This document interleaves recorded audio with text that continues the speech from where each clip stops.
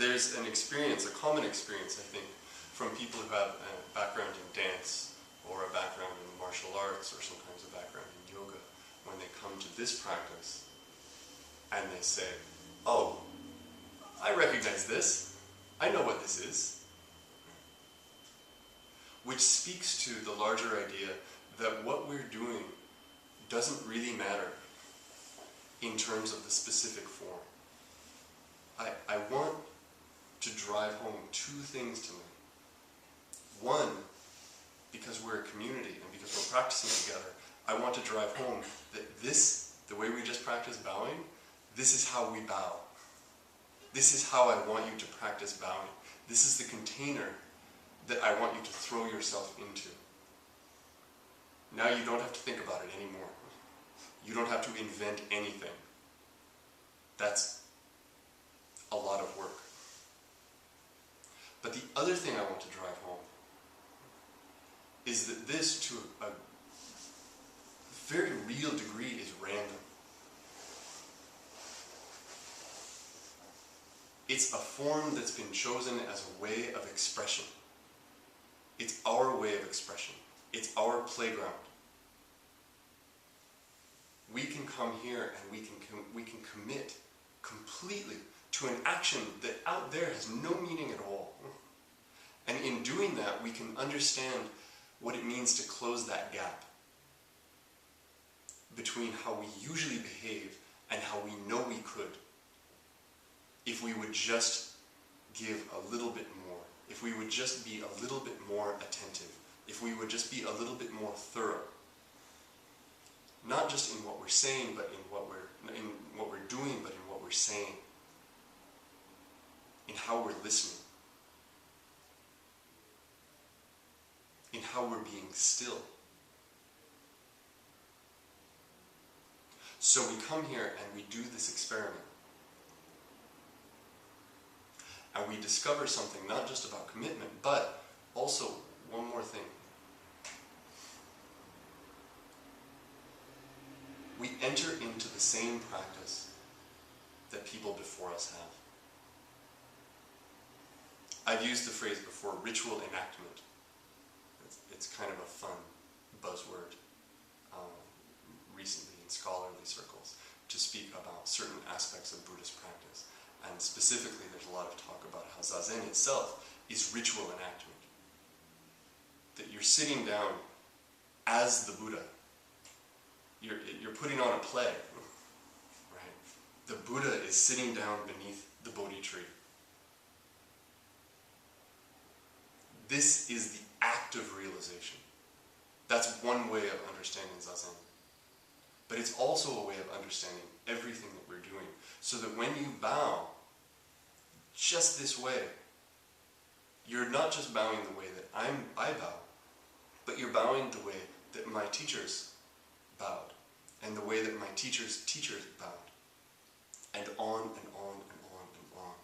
And in that way, you enter into the same experiment that they did.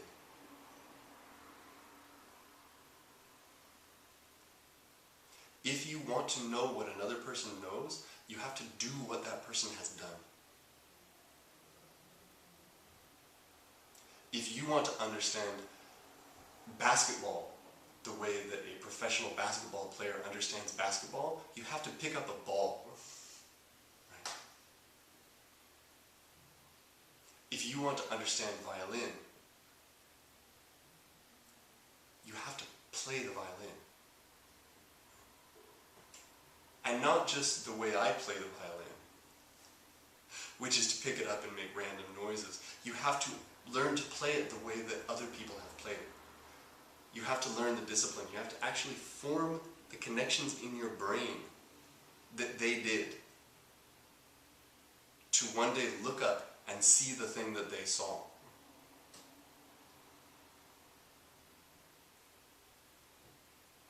And so if you're curious what someone in this practice understood 100 years ago, or 200 years ago, or 300 years ago, you don't need to go back in time. And you don't need to learn Japanese, and you don't need to learn Chinese, and you don't need to learn Korean. What you need to do is you need to figure out, how did they practice? best of your ability in this context and in this container, experiment with practicing in that same way, of holding yourself in that way, of developing that physical relationship to the practice that they had.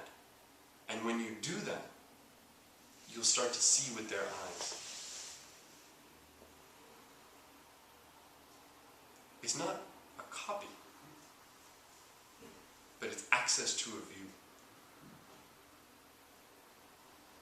And it's access to a view that you cannot get another way. It's intimacy. It's profound intimacy.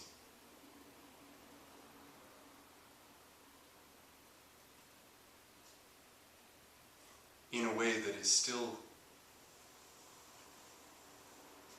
revealing itself to me and surprising me in a lot of different ways.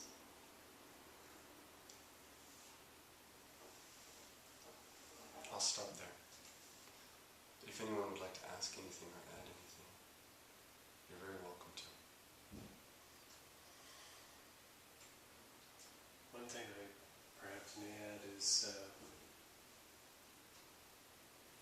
as we've all maybe just experienced, it's physically demanding, sitting and in various forms, physically demanding.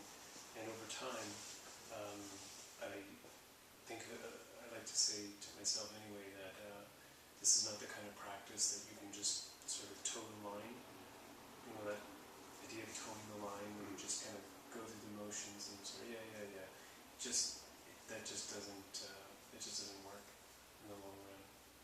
It really does demand that commitment. It's just too hard to do otherwise. In my experience, I would say I have that same feeling about it, which is part of what I meant about how, you know, if you do it halfway today, you won't be doing it 40 years from now. Right? Because you won't have found that thread, you won't have found that commitment. There has to be some sense of stepping into it, some sense of kind of grabbing it. You know, there's a lot of really aggressive imagery in Zen that has to do with how we take on the practice. There's this, I've talked about this before, this wonderful image that you're tangling eyebrows with the ancestors, right? That you and Dogen, or you and Bodhidharma, or whatever, that you're this close, you're face to face, and the only way you get there is if you grab somebody, right? That you're reaching out physically, that there's this sense of not just embracing, but kind of tackling, right? And holding someone like this, holding the tradition like this, holding the practice like this.